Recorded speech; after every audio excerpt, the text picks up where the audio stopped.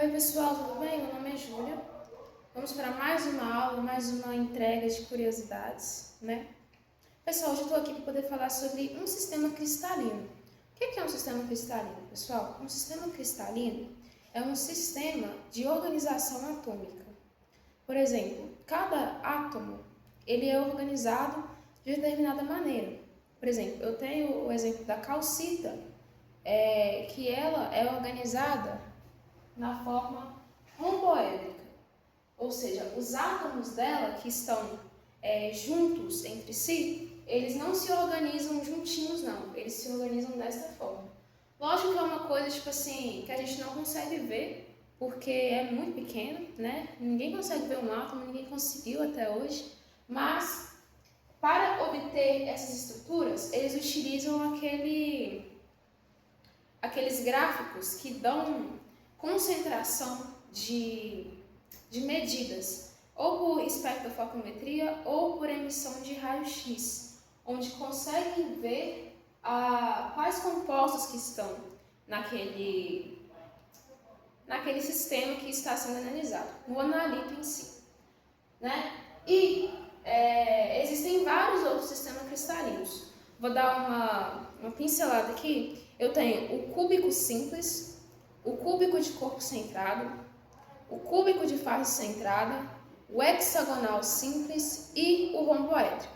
Esses são os 5 principais grupos cristalinos que a gente estuda no curso técnico ou até na faculdade, tá? Tem muitos outros, tá? Mas dos compostos que a gente utiliza no nosso dia a dia e que a gente já ouviu falar, esses 5 bastam, ok? Então, o meu composto hoje vai ser a calcita e o bismuto. Os dois, o arsênio também em algumas formas, ele é estável e ele se organiza dessa forma aqui, ok? Aí eu tenho essa estrutura aqui, que ela, para você entender o que é um romboédrico, você precisa pensar o seguinte, pensa em um cubo, só que pensa que você pegou esse cubo, cada parte dele assim, você puxou. Ele não vai esticar? Sim, ele vai esticar. E aí quando ele estica, ele forma o romboédrico, que ele é inclinado ou torto em seus ângulos e suas arestas, ok? A representação dele é essa daqui. E esse sistema romboédrico, na verdade, todo sistema cristalino, ele tem 4 campos de estudo, que é o número de átomos que compõem cada célula unitária, que é esse sistema que eu desenhei. Temos o número de coordenação, os ângulos e o fator de empacotamento. Eu vou explicar cada um aqui, tá? Eu espero que fique claro, se não ficar nos comentários, vocês deixam aí alguma observação. Pessoal, meu número de átomos, eu vou explicar a partir de uma coisa. Cada vértice, o que é um vértice? É onde cada aresta se encontra, certo? Cada pontinho onde uma aresta se encontra é determinado vértice. Então eu tenho aqui, ó, 1, 2, 3, 4, 5, 6, 7, 8. Conseguiram visualizar? 4 nesta face, 4 na face de trás. 8 vértices. Tá. Nesse sistema romboédrico, ele é formado apenas por um átomo.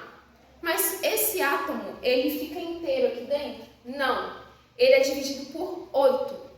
Então, para a gente entender isso, a gente precisa pensar o seguinte. Se eu juntar cada pedacinho que está aqui nos vértices, eu vou obter um átomo inteiro. Porque essa célula aqui está dividindo um átomo em 8 partes. Ok? Então, tá, o número de átomos, vamos lá. O romboédrico possui apenas um átomo no seu interior. Esse único átomo é dividido em 8 partes, ficando uma parte do átomo em cada vértice, que totalizam 8. Como se esse romboédrico, na verdade, como esse romboédrico faz parte de uma estrutura maior, um reticulado cristalino, ele compartilha seus campos com as células vizinhas. Como assim ele faz parte de uma estrutura maior? Você precisa imaginar que esse romboédrico aqui, essa célula que ela está sozinha, só para representar, Mas o visual, se a gente fosse conseguir ver isso em um microscópio mais avançado, ou se fosse capaz de a gente ver, a gente ia ver várias dessas aqui, ó, uma encostadinha na outra. Vários romboédros juntos, compartilhando um átomo. Tá vendo aqui? Esse átomo iria encostar em outro, em outro, em outro, em outro. Entendeu? Então eles estariam muito juntinhos. Eu vou ver se eu consigo pegar uma foto e colocar na representação. Tá bom?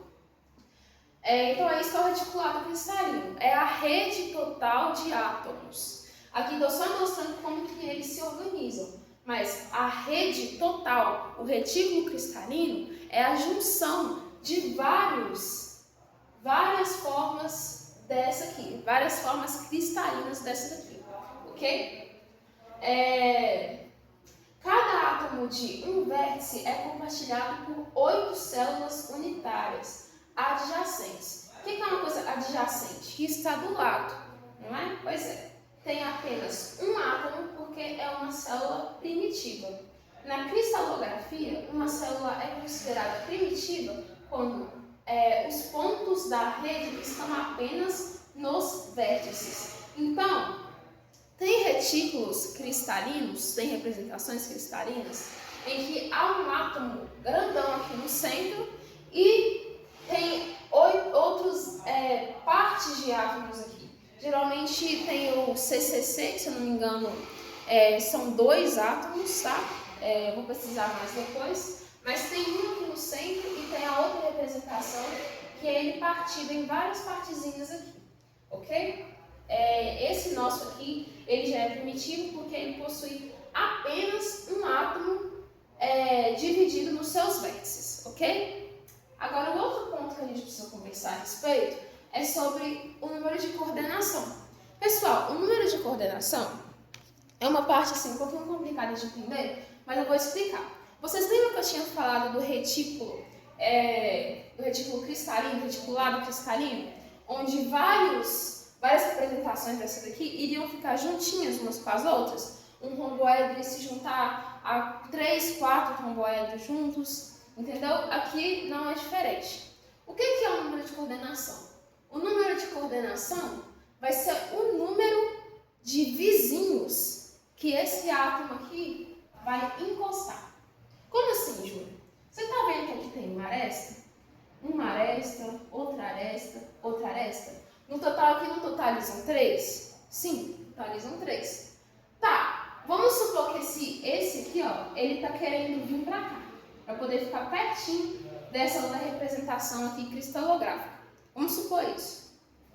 Quando ele chegar e encostar aqui, este átomozinho que está aqui no centro, ele vai se encostar a mais 3 arestas. Por quê? Porque o amiguinho dele que foi ficar junto com ele também tem 3 arestas. Aí 3 arestas mais 3 arestas dele vão totalizar 6. E esse 6 é o número que a gente fala de coordenações. Então o NC, que é o número de coordenação, nesse modelo romboédrico, que é o modelo trigonal, ele vai totalizar um valor de 6, ok? Agora vamos para os ângulos. Pessoal, como o romboédro ele é um cubo que foi esticado diagonalmente, ele nunca vai possuir ângulo de 90 graus. Por quê? Porque a gente sabe que no cubo, todos os ângulos internos dele têm valor de 90 graus. Então, se esse romboédro tivesse algum ângulo de 90 graus, a gente iria retornar para a estrutura do cubo. E a gente não quer isso, ok? No romboédro, os ângulos internos eles são iguais entre si, mas são diferentes de 90 graus. Todas as arestas também têm o mesmo comprimento. Todas essas arestas aqui têm o mesmo comprimento. Eu não consegui representar com o mesmo valor, porque foi um desenho assim meio fora de escala, mas acho que vai dar para poder entender. A inclinação desse sistema romboédrico deve ser feita de uma forma que todos os ângulos internos fiquem iguais. Ou seja, eu não posso inclinar tanto que uma parte vai ficar tipo 120 graus, bem aberta, né? Um ângulo tipo assim. E a outra de baixo, para poder compensar essa super inclinação aqui, ele fique 60 graus aqui. eu não posso jamais fazer isso, porque isso aqui sai da regra de que todos os ângulos internos devem ficar iguais, ok? Entendendo isso, agora a gente vai para o fator de empacotamento. O que é esse fator de empacotamento? O fator de empacotamento, ele diz o quanto dessa caixa ou da célula unitária, o quanto dela está realmente preenchida por átomos. Tá vendo aqui os átomos? Eu fiz até uma representação com um tracejado aqui, ó, para representar que os átomos realmente, embora eles sejam divididos em 8 partes, eles ficam assim, muito grandes na estrutura, entendeu?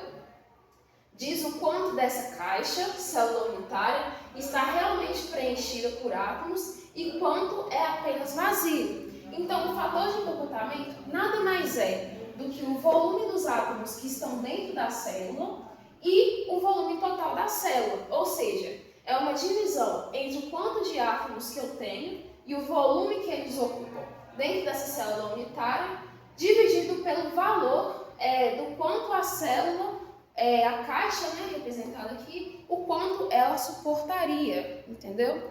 No próximo vídeo eu vou falar a fórmula exata para poder calcular isso. Porque como é angular, eu posso sempre estar mudando o ângulo, contanto que ele não seja 90, né? Mas eu posso colocar um ângulo de 45, um ângulo de 60, um ângulo de 85. E aí, para cada ângulo desse, eu tenho um cosseno.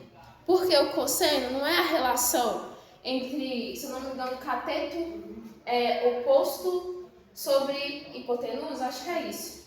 Cateto oposto sobre hipotenusa.